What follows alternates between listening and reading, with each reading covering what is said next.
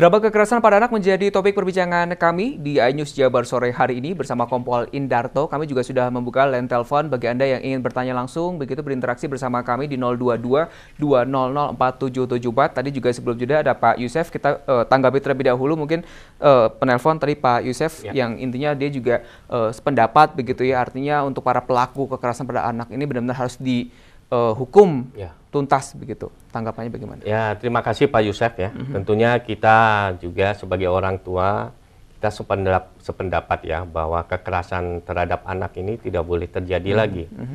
Ya, sehingga anak ini bisa tumbuh dan berkembang sesuai dengan harapan orang tua. Nah, tadi Pak Yusef juga menyampaikan bahwa si pelaku ini harus dihukum. Tentunya kita juga ingin melakukan proses yang sesuai dengan hukum, ya, ketentuan, aturan bahwa pelaku kekerasan terhadap ini tentunya tetap diproses dan dihukum, ya, sehingga kedepannya ya mereka tidak lagi melakukan kekerasan terhadap anak, ya, ada semacam dampak ya ketika kita sebagai orang tua melakukan terhadap anak ini ada sanksi hukumnya. Jadi tidak semata-mata mungkin orang tua banyak yang berpendapat kan saya ingin mendidik anak supaya anak ini menjadi anak yang nurut, tapi ternyata caranya salah. Nah, cara kekerasan, nah ini yang kita tidak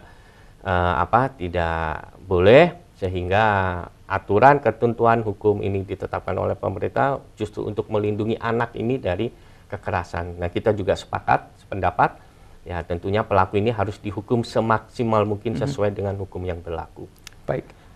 Sebelum saya bertanya terkait dengan tadi proses pengejaran dari pelaku yang sempat kabur, kembali ke pertanyaan di awal, pernyataan Anda maksud saya yang di awal terkait dengan peran ibu korban ini kan sempat memegang, begitu ya, artinya membantu pelaku untuk melakukan tindak kekerasan tersebut. Yang dikatakan di sini menurut pelaku adalah karena si anak ini terkena teluh, begitu ya. Kalau dari hasil kemarin TKP juga di lokasi begitu, keterangan dari ibu kandung ini, apakah dia juga mengiyakan begitu bahwa si anak ini memang terkena teluh begitu?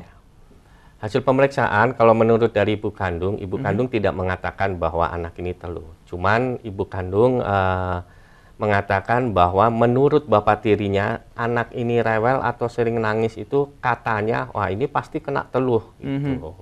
Sehingga mungkin sebagai seorang istri dia mengikuti apa yang disampaikan oleh suaminya, sehingga apapun yang dilakukan oleh suaminya mengikuti. Tapi ini kan tidak benar ya. Seharusnya sebagai seorang ibu kandung, apalagi ketika anak kandungnya dilakukan kekerasan oleh orang yang bukan bapak kandungnya, seharusnya ikut menghentikan atau mencegah. Ada upaya supaya kekerasan itu tidak terjadi. Tapi faktanya dari hasil keterangan justru ibu kandung ini juga ada perannya ya, membantu dari kamar mandi ke ruang tengah kemudian di kamar tidur, sehingga keduanya kita tetapkan tersangka karena mempunyai peran masing-masing.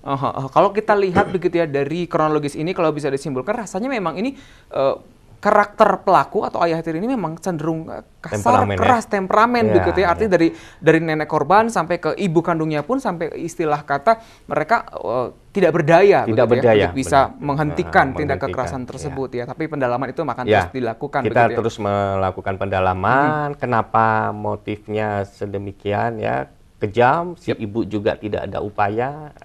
Kita masih melakukan pendalaman. Oke, kita berbicara terkait dengan proses pengejaran pelaku begitu hingga akhirnya ditangkap di Cianjur begitu ya. Tadi di video juga kita sudah melihat. Bisa diceritakan itu bagaimana hingga akhirnya bisa dilakukan penangkapan di Cianjur? Kenapa pelaku ini kok justru melarikan diri? Nah, ketika pagi hari Minggu tanggal 26 ini, ketika paman membawa korban ini ke rumah sakit, si ibu pelaku mengatakan, ya sudah nanti saya menyusul saja. Namun ketika sampai di rumah sakit, sampai dinyatakan bahwa korban meninggal oleh pihak rumah sakit, oleh dokter Puskesmas Cipatat, ibu korban sama bapak tirinya justru tidak ada di rumah sakit di Puskesmas. Nah, ditunggu-tunggu oleh paman korban kok nggak datang-datang, sampai pihak rumah sakit ya sudah bisa dibawa kembali ke rumah. Namun ketika dibawa kembali ke rumah, ternyata ibu korban sama bapak tirinya keberadaannya sudah tidak ada. Nah, menurut saksi yang melihat, pergi dengan membawa motor, kemudian membawa satu tas katanya yang berisi pakaian. Nah, sampai saat itu keberadaan sampai anak ini dikuburkan, ya, dimakamkan, orang tuanya justru tidak terlihat, ada. Ya. Akhirnya kita Polsek Cipatat di backup oleh Polres Cimahi, ya, terus mendalami, melakukan penyelidikan motif, ya, mencari motifnya, justru terus mencari kenapa kok justru ibu kandung dan bapak tirinya ini kok justru melarikan diri. Akhirnya kita melakukan pengejaran terhadap pelaku ini, dan alhamdulillah tidak kurang dari 8 jam, ya, pelaku bisa kita tangkap di salah satu villa di Cipanas, Pacet, di villa salah satu ada namanya. Jadi mereka menyewa begitu ya? Ya. Kemudian kita tangkap, kita bawa ke Polsek, dimintai keterangan, dan menurut keterangan dari istrinya, alasannya mencari uang untuk pengobatan si anak ini. Jadi kabur itu alasannya mencari uang. Akan mencari gitu uang, ya, mencari pinjaman, sampai mau jual HP. Ya, itu. Jadi hingga akhirnya berhasil ditemukan di villa, salah satu villa di Cipanas, Pacet Cianjur, begitu ya. Oke, ini juga tadi kita sempat melihat video tayangan, tapi kita tahan terlebih dahulu. Kita sapa kembali pendapat yang sudah bergabung. Halo, selamat sore. Ya, selamat sore, Pak. Baik, Pak Ian, silakan, Pak. Oh, gini, Pak, saya berduka cita sama anak yang terjadi itu. Makanya itu saya dipinta orang itu secara hukum yang seberat-beratnya gitu. Ya, Pak? Baik. Sudah? Baik. Ya, makasih. Baik, terima kasih Pak Ian. Ini bentuk empati juga begitu ya dari pemirsa Ajus TV terkait dengan nasib korban begitu ya, yang begitu tragis, berujung maut begitu di tangan ayah tiri dan juga ibu kandungnya. Baik, kembali ke tadi proses penangkapan begitu di salah satu villa hingga akhirnya sekarang untuk pelaku ini, kedua pelaku sudah mendekam di Polsek Cimahi begitu. Iya, benar. Jadi pelaku saat ini kita sudah bisa kita tangkap dan dilakukan penahanan. Untuk yang bapak tirinya kita lakukan penahanan di Polsek Cipatat. Untuk yang ibu kandungnya kita dilakukan penahanan di Polres Cimahi. Oke, dikarenakan dipisah karena di Polsek Cipatat tidak ada ruang tahanan khusus wanita. Kemudian kita titipkan atau kita inikan ke Polres Cimahi. Oke, menyambung tadi dari video tayangan yang dikatakan bahwa ibu korban ini sebenarnya menyesal ya dengan melakukan tindakan yang dikatakan membantu tadi ya, tindak kekerasan yang dilakukan oleh ayah tirinya. Lalu untuk kondisi saat ini seperti apa untuk ibu korban ini? Apakah memang terlihat penyesalan dalam dirinya? Saat ini untuk kondisi fisiknya sehat walafiat ya. Sampai juga ketika dimintai keterangan kedua pelaku ini dalam keadaan sehat walafiat dan sampai terakhir tadi malam kita titipkan ke ruang tahanan khusus wanita di Polres Cimahi masih dalam keadaan sehat walafiat. Jadi tidak ada tampak secara fisik ekspresi muka penyesalan, tapi kita tidak tahu ya. Tapi tentunya sebagai hati nurani seorang ibu kandung pasti tetap ada ya kehilangan seorang anak kandungnya. Lalu untuk ayahnya sendiri sampai saat ini kondisinya seperti apa? Ayahnya juga sama. Dalam kondisi yang sama sehat, ya? Sama, sehat walafiat. Tidak ada. Tapi tidak terlihat sekali ada. Kalau ibu kan tadi terlihat seperti ada penyesalan begitu ya. Kalau ayahnya ketika sampai dimintai keterangan sampai kemarin itu, ya dia hanya menceritakan kenapa sampai melakukan itu. Tapi dari hasil keterangan tidak ada penyesalan. Ya. Ada hanya dia memberikan keterangan kronologis kejadian sampai motifnya kenapa melakukan itu.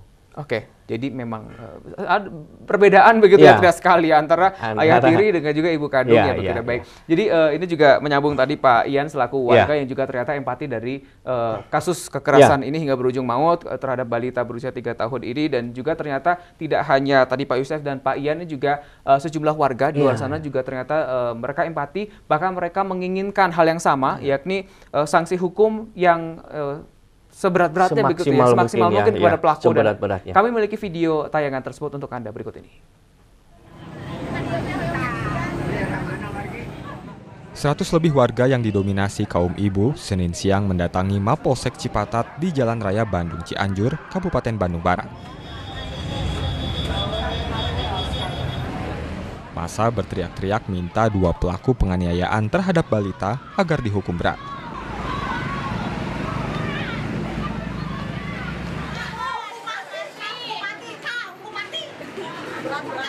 Mereka berusaha mendekati ruang penyidik Polsek untuk memastikan pria dan wanita yang telah membunuh Muhammad Kelvin Alfiansyah, balita usia 3 tahun 4 bulan. Untuk menghindari kejadian yang tidak diinginkan, petugas menghalau massa.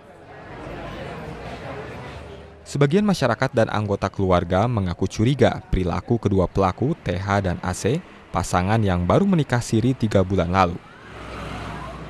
Selain tertutup dan kurang bersosialisasi, keduanya diketahui kerap melakukan ritual. Terus ikan disuguhin, diperlukan hubungan 7 rupa, habis nggak ada itu anaknya di. Ibu pernah melihat sendiri gitu ritualnya? Ya, saya lihat sendiri waktu nyuguhin itu sesajen itu. Ya kira-kira begitu Pak, soalnya kalau nggak direncanakan nggak bisa keluar anak itu, nggak bisa keluar. Nggak boleh jajan, nggak boleh apa, kabur, nggak boleh main.